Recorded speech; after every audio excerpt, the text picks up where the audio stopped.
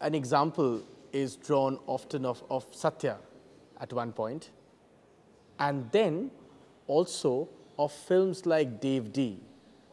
You know, without a star cast, in a sense, right?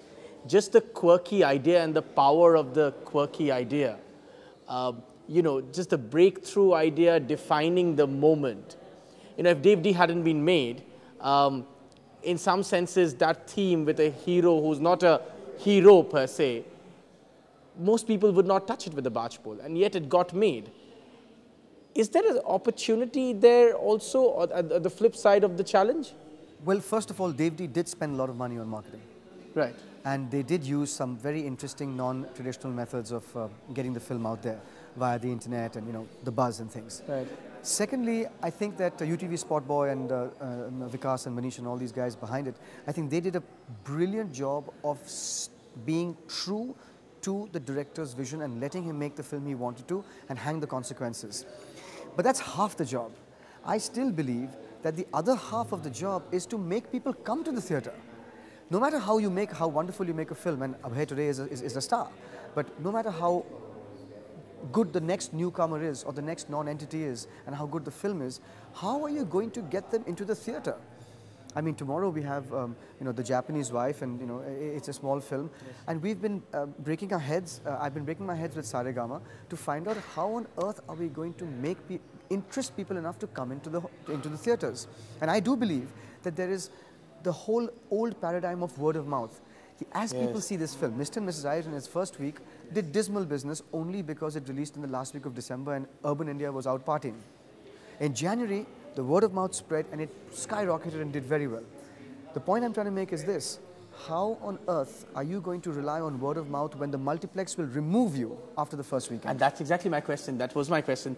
Essentially, you're saying for word of mouth to build, you need that time span. You don't have that time span anymore because you have 3 days essentially. 40% of a film's entire lifetime revenue in the box office. It's 3 days. It's 3 days in Bombay. Yes. 3 days in Bombay. So if you don't win the battle in Bombay, you're not going to win the battle. And you don't win it in those 3 days. In those 3 days, you have those 3 days in Bombay to do it. Otherwise, you're out after a week. So you know, it's a question to ask yourself, because Bombay is like a brutal place to try and get yourself heard. So, you know, we've been thinking, and I've come up with some interesting ideas, as they have too. And let's see, we're going to, you know, implement those ideas for The Japanese Wife, and I think that might open things out for other small films. What will happen then, Rahul, in the next decade? As artists, as this dichotomy of an ever-expanding audience, and yet a more, in some senses, a more tunnel vision audience, an audience that is able to see a My Name is Khan and a Three Idiots, and is yet difficult to rope in for A Japanese Wife, no matter how interesting the project or innovative the project is. What will happen to the audience? How will filmmakers make money? For instance, at one point we had hoped that English cinema in India, including the film that you made, and today you know, everybody says exactly that, it's dead, it's finished. So what will happen? What exactly, what sort of direction will this polarization take? Wow, another great question. There has to be another way to get these films to be seen by people. Sudhir's film Tera Kya Hoga Johnny is, there's a pirated copy on the internet. And that got me thinking, could this be one way? In the olden days it was straight to DVD, if you remember. A lot of Woody Allen films have gone straight to DVD. So I'm saying, is there a new way of the straight to DVD situation that could come out there? With videos, good video streaming, with good downloading facilities, with greater speed and access and greater cable capacity and bandwidth, can we actually release films on the internet? And say, fine, we can't make it in the theatre, we're going to release it on the internet.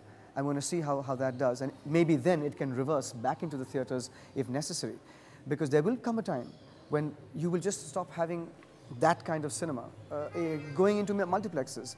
So we're going to have to find a new way of showing these films. It can't be DVD.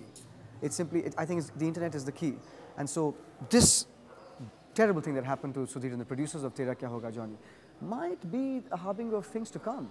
That maybe films will just release straight onto the net.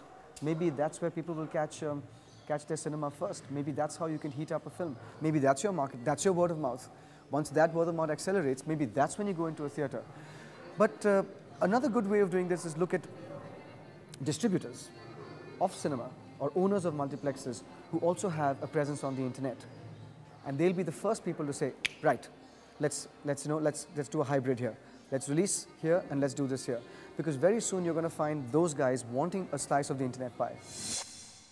We've become a face-driven culture. Even directors of movies don't like it anymore when they're not recognized.